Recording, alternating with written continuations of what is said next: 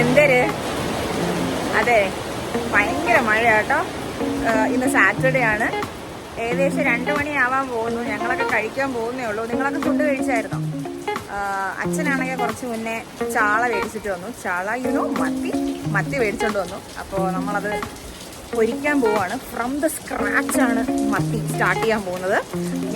ഞാനതിനെ വെട്ടി വൃത്തിയാക്കി ക്ലീൻ ചെയ്ത് വെച്ചിട്ടുണ്ട്. അപ്പോൾ നമുക്ക് മത്തി പൊരിക്കുന്നത് കാണാൻ പോകാം. ഇന്നത്തെ കുക്കിംഗ് അച്ഛനാണ് കേട്ടോ. ഇന്നത്തെ ഫിഷ് ഫ്രൈ അച്ഛന്റെ വകയാണ്. അപ്പോ നമുക്ക് പോയി കുക്ക് ചെയ്യാം. ആദ്യം എന്താ വേണ്ടേ നിങ്ങൾക്ക് അറിയാലോ അല്ലേ? നല്ല കഴുകി വൃത്തിയാക്കിയ ചാള, അതില് കുറച്ച് മുളകുപൊടി ഇടണം. പിന്നെ കാശ്മീരി മുളക് പൊടി, പിന്നെ കുറച്ചുകൂടെ എരിവിന് വേണ്ടി കുരുമുളക് പൊടി ഇടണം.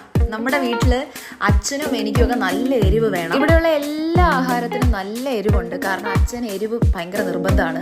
അച്ഛൻ അമ്മയെ കല്യാണം കഴിച്ചതിന് ശേഷമാണ് ഇവിടെയും ഈ എരിവും പിന്നെ മീൻകറിയിൽ കുടംപുളി ഇടുന്നതും ഒക്കെ വന്നത്. അതിന് മുന്നേ വരെ ഈ അമ്മ എരിവ് കുറഞ്ഞുള്ള ഫുഡ് ഐറ്റംസ് ആണ് കഴിച്ചുകൊണ്ടിരുന്നത്. അങ്ങനെ പതിയെ അമ്മ അഡാപ്റ്റ് ആയി. ഇപ്പൊ എനിക്കും ഈ എരിവില്ലാത്ത ആഹാരം, എരിവ് കുറഞ്ഞ ആഹാരം ഒന്നും കഴിക്കാൻ പറ്റത്തില്ല. എനിക്ക് നല്ല സ്പൈസി ആയിരിക്കണം ഫുഡ്. അങ്ങനെ സഖാക്കളെ ആവശ്യത്തിന് മഞ്ഞപ്പൊടിയും ഉപ്പുമിട്ട് നന്നായിട്ടൊന്ന് വഴറ്റിയണം. ഇളക്കി മെഴുക്കിയെടുക്കും. ഇനി നമ്മുടെ മെയിൻ ഐറ്റം വരുന്നു, ജിഞ്ചർ ഗാർലിക് പേസ്റ്റ്, അതായത് ഇഞ്ചി വെളുത്തുള്ളി പേസ്റ്റ്. അതിട്ടും കൂടെ ഒന്ന് മസാല ഇട്ട് പുരട്ടിയെടുക്കണം. ഭയങ്കര ടേസ്റ്റ് ആണ്. 10 മിനിറ്റ് നമുക്ക് മീനിന് റെസ്റ്റ് കൊടുക്കാം. മസാലയൊക്കെ പിടിക്കണമല്ലോ. ആ സമയം നമുക്ക് മഴ കണ്ടിട്ട് വരാം. മഴയും കൊടുങ്കാറ്റും. ഇനി നമുക്ക് മീൻ പൊരിക്കാം.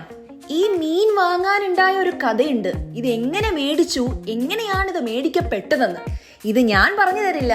ഇനി അത് നമ്മുടെ അച്ഛൻ പറഞ്ഞു തരും. ഇന്ന് രാവിലെ തെങ്ങും തൈ വാങ്ങുന്നതിന് വേണ്ടി കട്ടച്ചക്കുഴി തെങ്ങ് ഗവേഷണ കേന്ദ്രമുണ്ട്. അവിടെ രാവിലെ പോയിരുന്നു. അവിടെ പോയി തെങ്ങെല്ലാം നോക്കി വെച്ച് തിരിച്ചു പോരുന്ന വഴിക്ക് മംഗലത്തോണത്തുള്ള മാർക്കറ്റിൽ അവിടെ നല്ല ആൾക്കൂട്ടം ഉണ്ടായിരുന്നു. മീന് വലിയതായിട്ട് മീനൊന്നും ഉണ്ടായിരുന്നില്ല.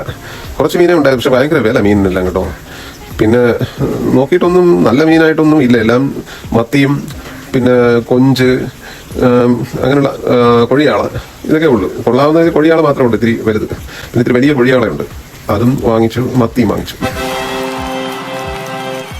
ഞാൻ അതിൻ്റെ ഇടയിൽ കൂടെ ഒരു പുളിശ്ശേരി ഇവിടെ ഉണ്ടാക്കി കേട്ടാ.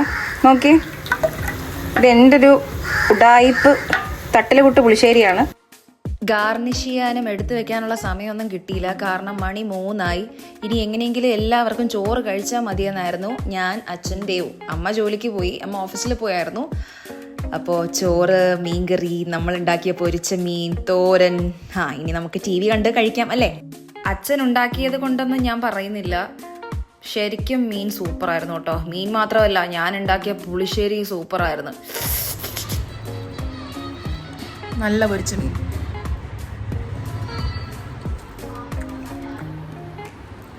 ഒത്തിരി ഇഷ്ടപ്പെട്ടു. കൊള്ളാം.